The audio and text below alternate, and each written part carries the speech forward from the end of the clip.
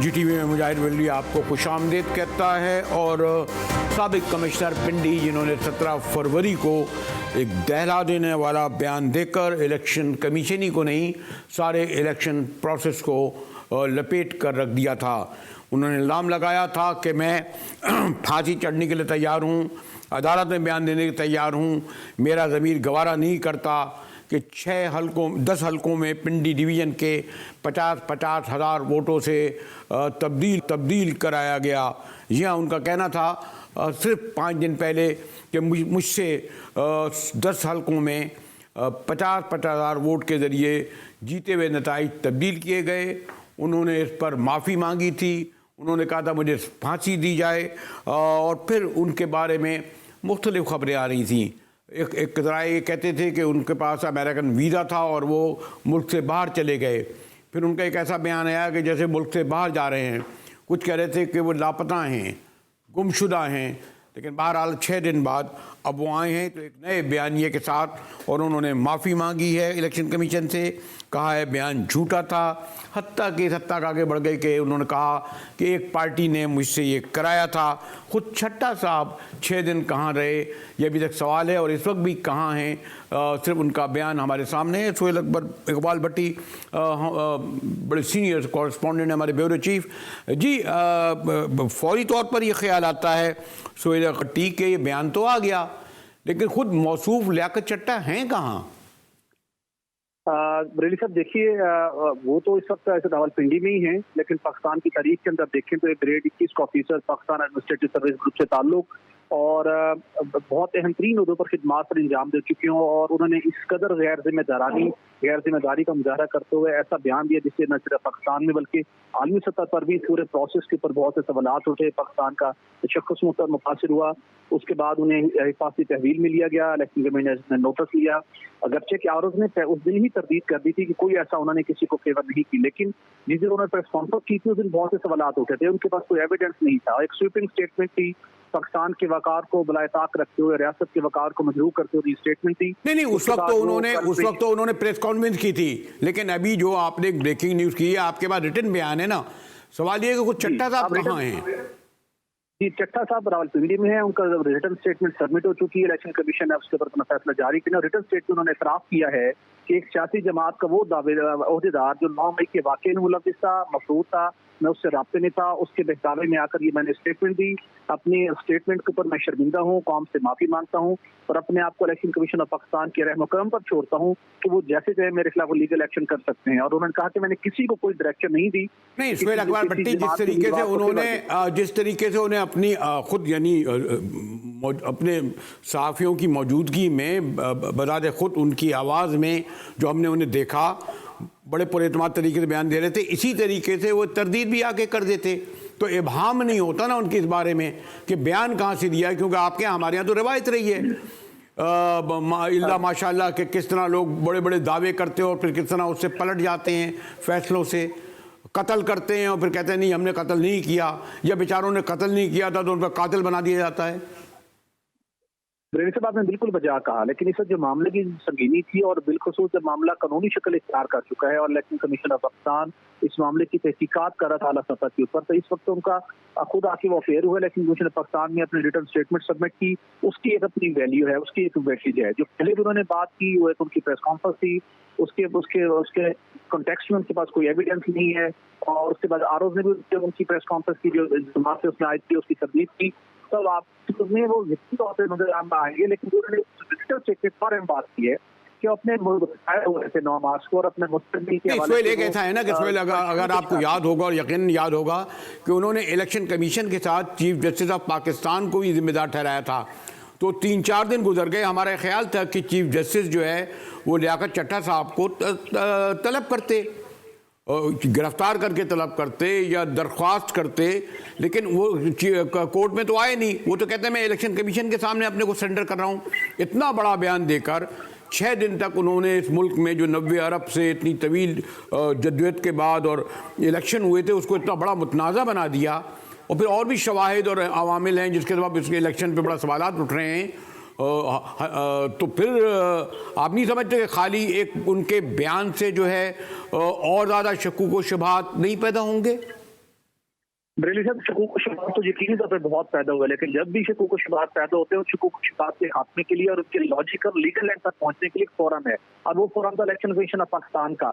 और वहां पर उनकी सारी इन्वेस्टिगेशन हुई, वहां पर उन्होंने माफी मांग लिया। मामला ये है कि इल्जाम लगाना, आपको पता है, हमारी सियासत का एक बहुत अहम तरीन काम हो चुका है कि आप एक स्वीपिंग स्टेटमेंट देके एक हिजान की कैफियत पैदा कर देते हैं और उसके बाद कहते हैं कि ये तो मेरा एक पॉलिटिकल स्टंट था। माजी के अंदर बड़े बड़े सरकर्दा रहनुमाओं ने ऐसी स्टेटमेंट दी 35 पंक्चर से लेके, और वो सारी बातें आपको याद होगी, लेकिन बाद में आके जब सियासी मुकासद नहीं, वो तो प्रेस कॉन्फ्रेंस तो मशहूर हो गई है ना, ये जो आपने भी हमने भी देखा कि वो जो 9 मई के बाद से प्रेस कॉन्फ्रेंस का सिलसिला शुरू हुआ था।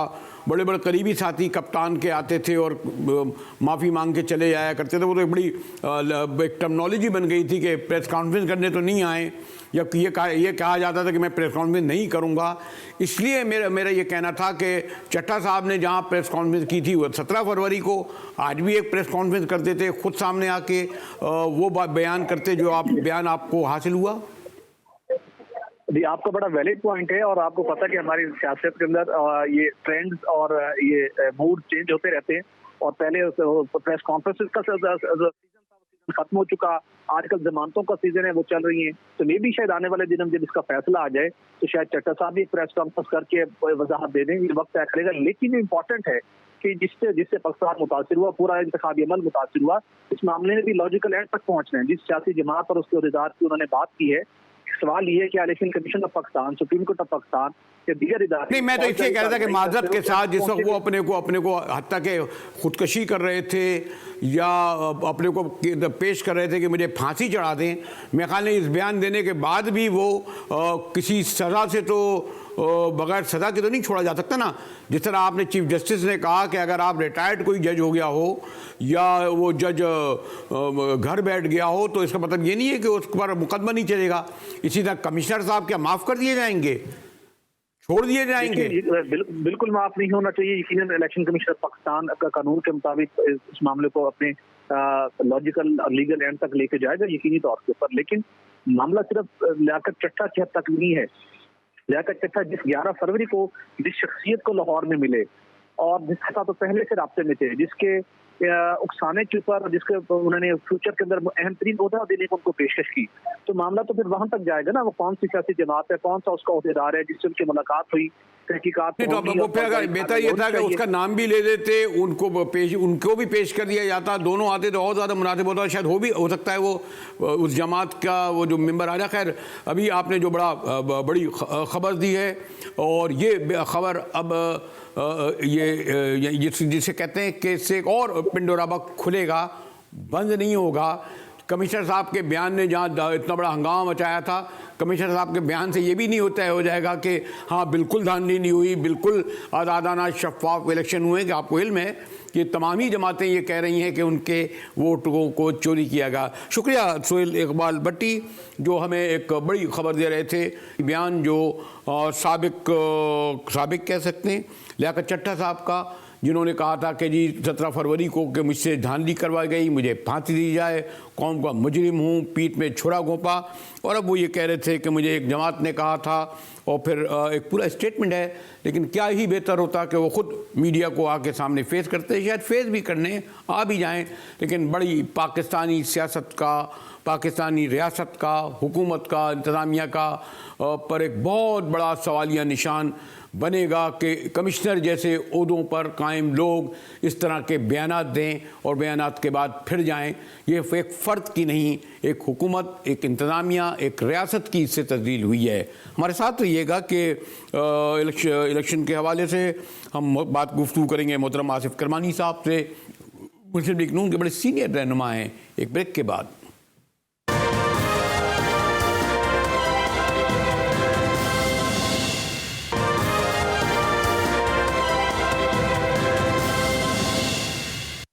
टीवी में एक बार फिर मुजाहिद अली आपको खुशामदीद कहता है। और पाकिस्तान मुस्लिम लीग नून का ये फ़ैसला कि मोहतरम मियां नवाज शरीफ जो महीनों से सुन रहे थे कि वज़ीर आज़म बनाए जाएंगे चौथी बार, उन्हें शहबाज शरीफ साहब को अचानक बदलना पड़ा।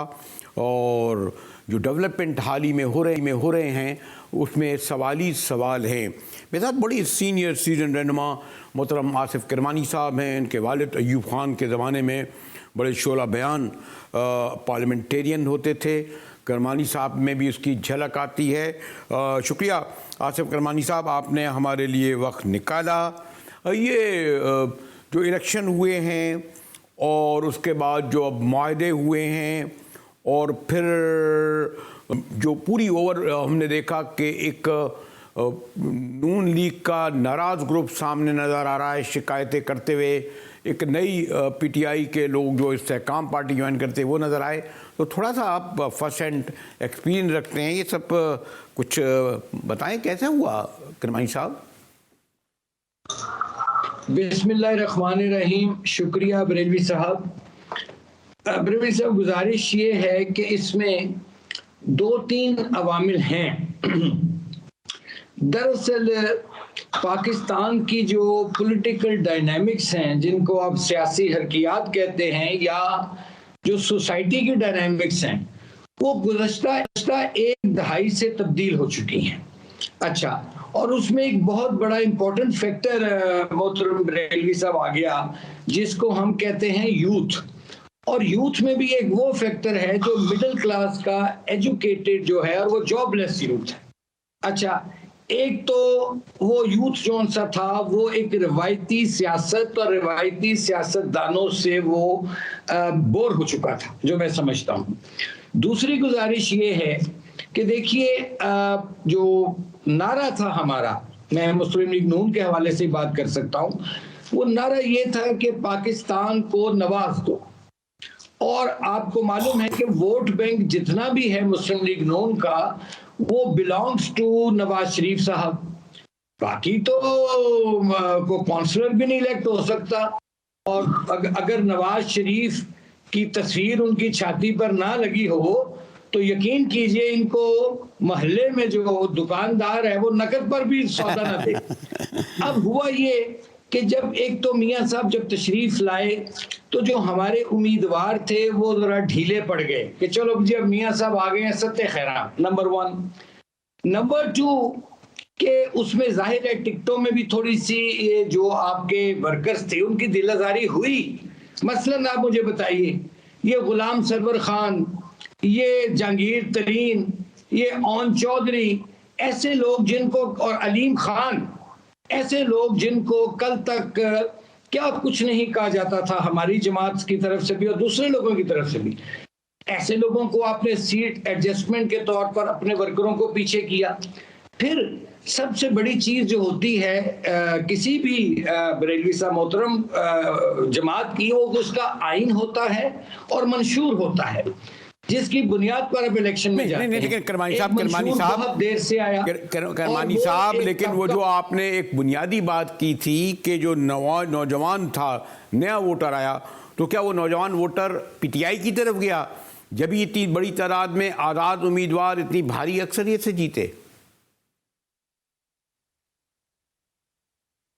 देखिए, उसमें जो बज़ाहिर जो नजर आती हैं चीजें, मैंने तो जैसे पहले अर्ज किया कि ये मुल्क कायद-ए-आज़म ने, जिन्ना साहब ने, बरेलवी साहब आप मुझसे बेहतर जानते हैं, आप तारीख के पर आपकी बहुत गहरी नजर है, आप बहुत एक सीनियर और मंजे हुए सहाफ़ी हैं और आपने बहुत अदवार देखे हैं कि जिन्ना साहब ने तो ये मुल्क जिन लोगों के लिए बनाया था वो गरीब और मिडिल क्लास थी। अच्छा, अब एक मिडिल क्लास का यूथ जो है वो देखता है कि उसके माँ बाप की कमर टूट गई, उसके माँ बाप अपनी दवाइयाँ नहीं खरीद रहे, मेरी किताबें खरीद के ला रहे हैं, मेरी डिग्री ला के मुझे हाथ में दे दी, और वो जॉबलेस फिर रहे। हमने उस यूथ को बिल्कुल टोटली इग्नोर किए रखा कुछ चंद दिहाइयों से। यही तो मोहतरम करमानी साहब मेरा कहा है कि वो नौजवान की, वो जो वोटर जिस पे आप कह रहे हो और आप दुरुस्त फरमा रहे हैं, लेकिन वो कहाँ गया? यानी मुझे ऐसा लग रहा है कि आपका कहने मतलब वो पीटीआई की तरफ नहीं गया तो फिर कहाँ गया? नून लीग की तरफ नहीं गया तो कहाँ गया? मेरा तो ख्याल यही है कि वो आज़ाद अरकान को उसने शायद भारी तादाद में वोट दिए हों। करमानी साहब, वो देखें, वो वोट तो पीटीआई बैग जो इंडिपेंडेंट कैंडिडेट्स हैं, अभी भी वो उनकी जाहिर है ग्रुप जो वो है वो पार्टी तो नहीं है, अब वो इत्तेहाद काउंसिल में वो के चले गए हैं, लेकिन आप देखिए वो इंडिपेंडेंट जो थे, जो पीटीआई बैक थे, उनको वही वोट पड़ा है। मैं तो बड़ा क्लियर हूं, लेकिन मैं ये भी समझता हूं कि ये भी अभी मेरा नहीं ख्याल कि पूरी तादाद में लोग बाहर निकले, चूंकि उस वक्त लोगों को एक मायूसी भी थी, लोगों को ये भी था कि भाई जिनको वो वोट देना चाह रहे हैं वो बंदा बाहर नहीं है, पार्टी का बल्ला ले लिया गया था उनसे। मैं ये कोई उनकी फेवर में नहीं बात कर रहा, मैं ये ग्राउंड रियलिटी जो थी, तो उसकी वजह से भी कुछ लोग मायूस होकर शायद घरों में बैठ गए हो। लेकिन जितना भी वोट पड़ा वो जौन सा था, मैं समझता हूँ उसमें यूथ का बहुत बड़ा रोल था। हाँ, हमारा ये जरूर हुआ कि मुस्लिम लीग नून को जो नंबर ऑफ वोट्स पड़े वो पिछले के मुकाबले में ज्यादा तादाद में थी, टोटल नंबर ऑफ वोट्स, लेकिन वो सीटों में रिफ्लेक्ट नहीं हो सके। लेकिन फिर भी मैं समझता हूं कि तमाम इन रुकावटों के बावजूद भी जो एक सिंगल लार्जेस्ट पार्टी बनकर अगर पीएमएलएन सामने आई, तो उसका क्रेडिट सिर्फ और सिर्फ अल्लाह ताला की जात के बाद नवाज शरीफ को जाता है। लेकिन ये आपने दुरुस्त फरमाया कि यानी जब हम कहते हैं कि पीपल्स पार्टी का दूसरा नाम आसिफ जरदारी, तहरीक इंसाफ का नाम इमरान खान या फजल रहमान का नाम जमीयत उलमा इस्लाम, नवाज शरीफ ही की माशाल्लाह ये पार्टी है, उसी के लिए वोट मिल रहे हैं, तो फिर अचानक चौथी बार जो खुद शहबाज शरीफ नारा लगाते थे कि वज़ीर आज़म नवाज शरीफ होंगे, उनके भाई होंगे, ये अचानक वो खुद कैसे उम्मीदवार बन गए? किसने बना दिया, कहाँ से बना दिया? कोई सेंट्रल कमेटी का इजलास हुआ, कोई कन्वेंशन हुआ, कोई गैबी, सॉरी ये तो मैं नहीं कहूँगा किरमानी साहब। ये सर मैं आपको अर्ज कर दूं मोहतरम बरेलवी साहब के मैं साल नवाज शरीफ साहब को असिस्ट किया है, मैं उनका मिजाज शनास हूँ कुछ हद तक, काफ़ी हद तक, जैसे वो भी मेरे मिजाज शनास हैं। और आज भी मेरा लीडर नवाज शरीफ ही है और कल भी मेरा लीडर नवाज शरीफ ही होगा। लेकिन हुआ ये दरअसल जी कि एक तो जैसे मैंने अर्ज किया ना आपको कि ये जो डायनामिक्स थे वो चेंज हो गए हुए थे पॉलिटिक्स के, और फिर मियां साहब 4 साल के एक तवील अरसे के बाद तशरीफ लाए थे और उस तरह वो एक्टिविटी जनरेट नहीं कर पाए जिस तरह उनको एक्टिविटी जनरेट करनी चाहिए थी।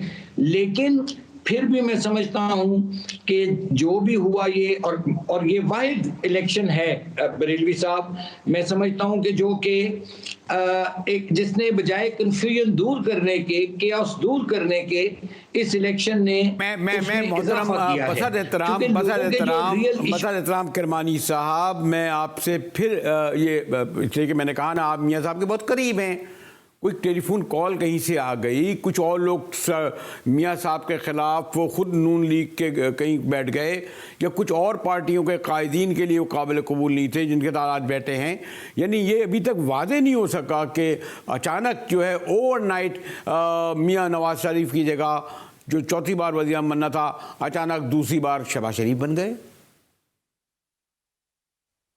मैं जहाँ तक नवाज शरीफ साहब को समझता हूँ, मियाँ साहब ने हमेशा, आज नहीं साल वो हमेशा जब भी मौका आता था वो कहते थे कि यार दुआ करो किसी जमात को भी लोग वोट दें, लेकिन वो जमात जो सी है इस काबिल हो कि वो अकेले अपने तौर पर हुकूमत बना सके। मियाँ साहब कभी भी मखलूत हुकूमतों को की निगाह से उन्होंने नहीं देखा, क्योंकि वो समझते थे कि ये फिर बैसाखियों पर हुकूमत होती है और ये ब्लैकमेल हो जाती है हुकूमत को, इधर खींचता है उधर। और इसका सबूत हमें इस तरह मिला कि जो पीडीएम की गवर्नमेंट थी, जो उसमें जाहिर है डिफॉल्ट से तो अल्लाह ताला ने बचा लिया पीडीएम की गवर्नमेंट में, लेकिन उसका नुकसान फिर जो हुआ उसका हमें नतीजा भुगतना पड़ा इलेक्शन में। तो नवाज शरीफ साहब किसी भी मखलूत हुकूमत की सरबराही के लिए कभी भी तैयार नहीं होते थे, आमादा नहीं थे। और यही वजह थी कि जो ये नताइज आए हैं, मैं समझता हूँ वो कि हम सब के लिए हमारी तवक्को के बरक्स थे।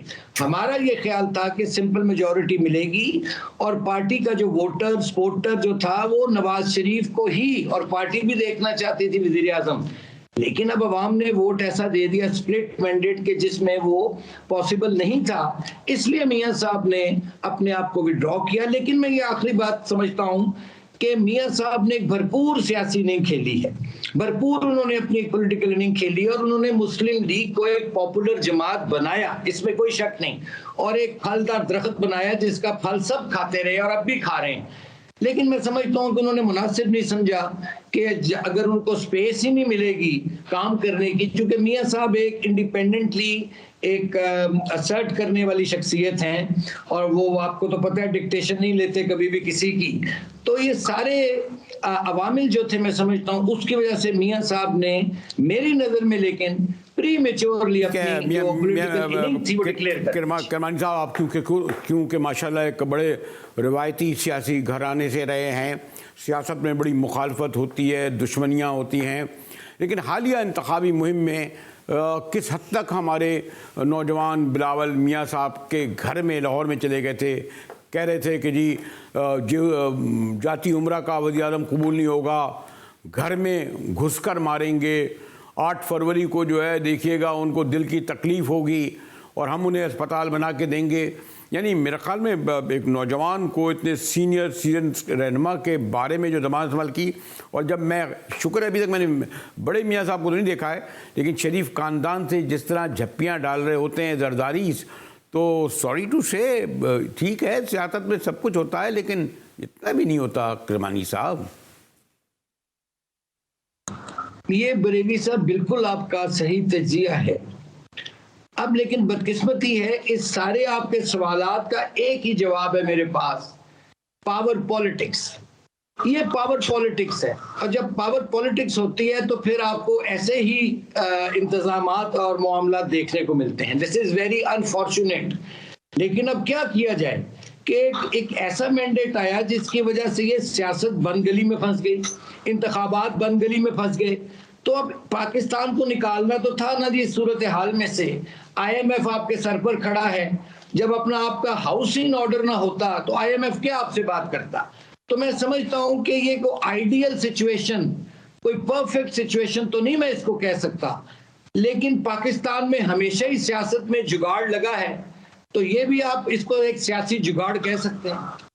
शुक्रिया, आपने इस मुआहदे को जुगाड़ के नाम से दिया है, और ये आसिफ करमानी साहब ये टर्मिनोलॉजी आप ही ला सकते थे कि इलेक्टेड लोगों ने जो गवर्नमेंट बनाई, और बड़े आपने देखा होगा जैसे मैंने कहा था कि रवायती सियासी घराने के हैं, इनके वालिद साहब भी इसी तरह दो टोक खुली डुली बातें किया करते थे। अहमद सईद करमानी साहब ने भी कोई लगी लिपटी नहीं रखी और वो अवामिल और महरक़ात बताए जिसके सबब नून लीग को अक्सरियत यानी सादा अक्सरियत हासिल नहीं हुई।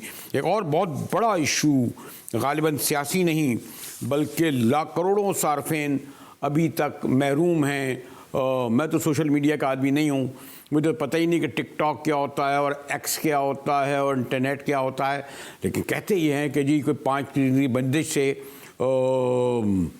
अरबों रुपए का नुकसान हो रहा है, ज़िंदगियों में दाखिल हो चुका था इंटरनेट। उसके क्या आह्वान पड़ रहे हैं इस पर गुफ्तगू करेंगे एक ब्रेक के बाद। हमारे साथ रहिएगा।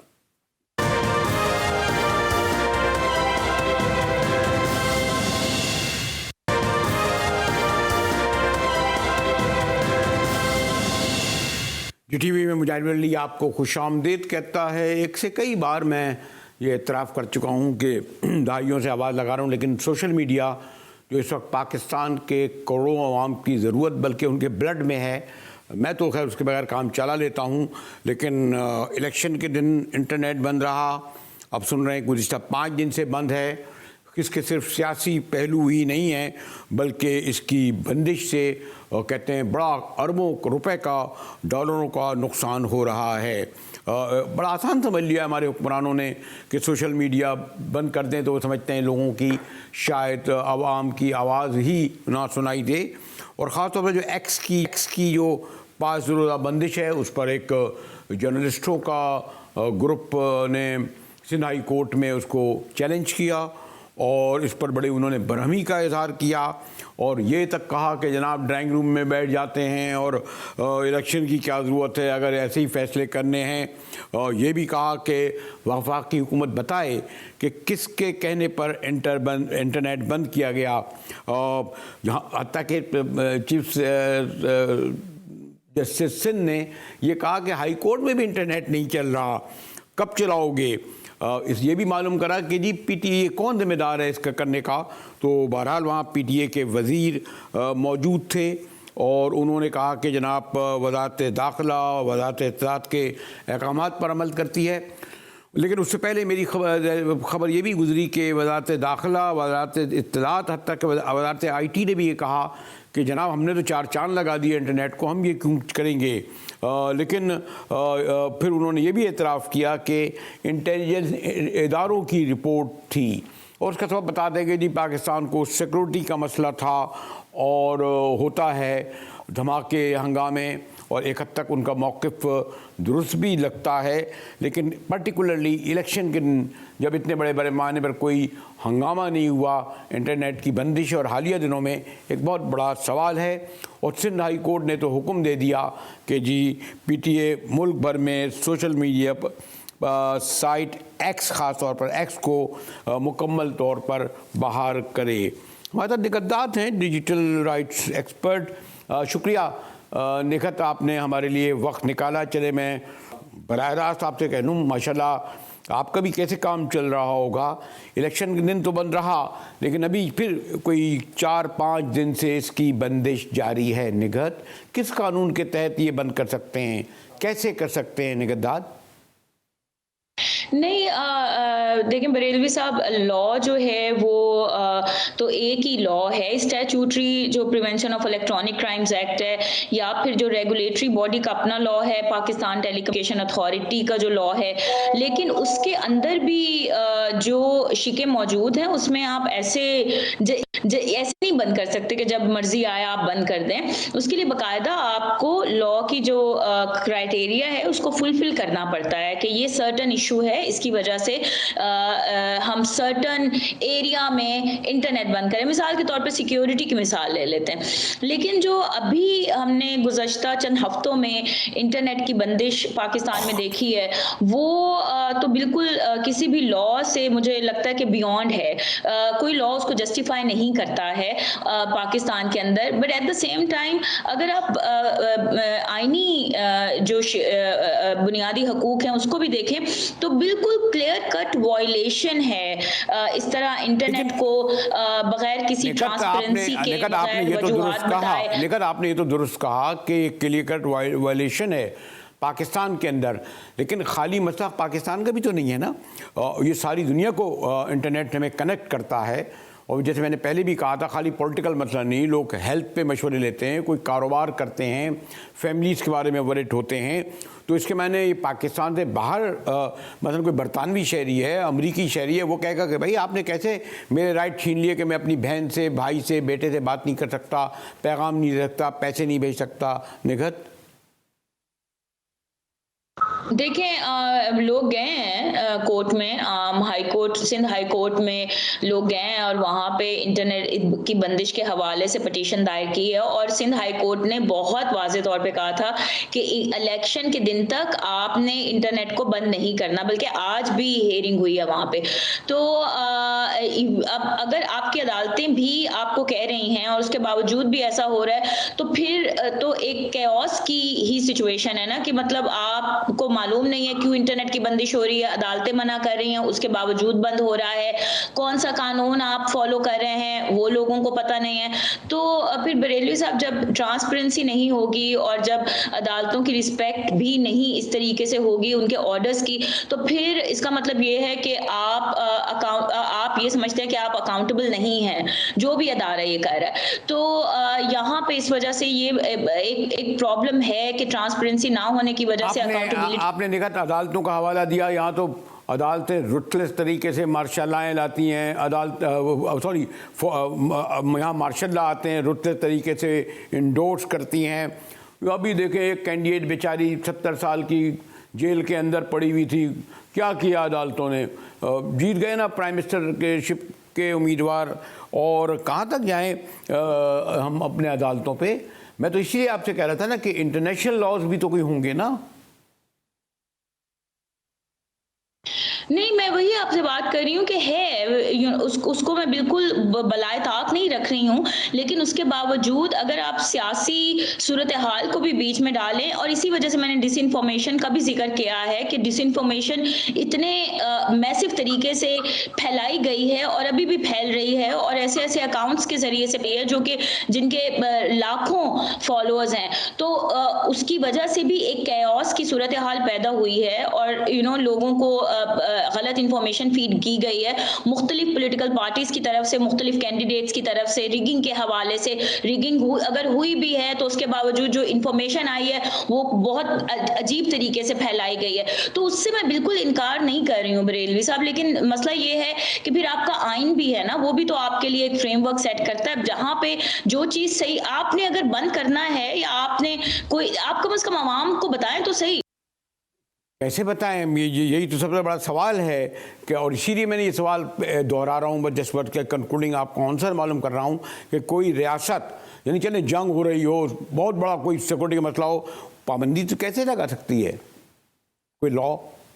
नहीं, ये आई थिंक ये भी एक बहुत ये जो बयानियां है कि आला अदालतों से इंसाफ नहीं मिलेगा, ये भी बहुत ज़्यादा सियासी जिसका जो सियासी एक बायस है वो उस हवाले से वो आता है। अब अगर चीफ जस्टिस साहब जो हैं वो एक पॉलिटिकल पार्टी के हक में फैसला दे देते हैं तो वो वहाँ से उनकी बल्ले बल्ले हो जाती है, लेकिन दूसरी पॉलिटिकल पार्टी जो वो उनको उनके खिलाफ डिसइंफॉर्मेशन कैंपेन शुरू कर देती है। तो ये भी बहुत ज़रूरी है कि हम इस वाले जो ये एस्पेक्ट है उसको भी मद्देनजर रखें। अगर हम देखें तो हम ठीक है, अदालतों के साथ लोगों को रंजिश है, ऑफ कोर्स जिसके खिलाफ फैसला जाएगा उसको रंजिश ही होगी और वो ये कहेगा कि अदालतें अपना काम नहीं कर रही हैं, लेकिन एट द सेम टाइम अगर आप देखें कि वही जो जजेस हैं जिनको आप इसमें निकत thank you sorry to say, मेरे पास वक्त नहीं है, वरना मैं और ज़्यादा तफसील से आपसे गुफ्तगू करता, ख़ासतौर पर अदालतों गुफ्तगू से गुरेजी करूँगा कहीं तौहीन के ज़िम्मे में ना आ जाए, लेकिन आपने यकीनन मेरी तो कम से कम इंफॉर्मेशन में इजाफ़ा किया कि मैं तो तालिब इल्म हूँ सोशल मीडिया का। इसी के साथ ही GTV से मुजाहिद बेलवी को इजाज़त दीजिए।